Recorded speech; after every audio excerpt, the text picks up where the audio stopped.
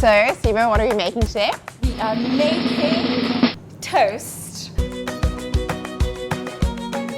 This is when I have time. I don't feel like breakfast and I don't feel like brunch, but I want something nice on toast. And I love chipotle. What's nice about chipotles is that they've got a smoky flavor, very strong smoky flavor, but there's sweetness to them as well. So this is nice and hot. I'm going to add some oil first.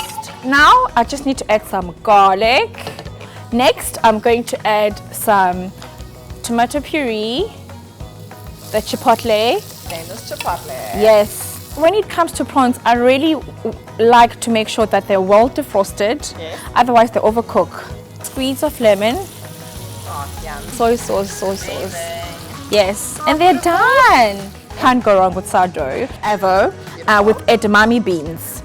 Some olive oil, which I'm just going to add a drizzle.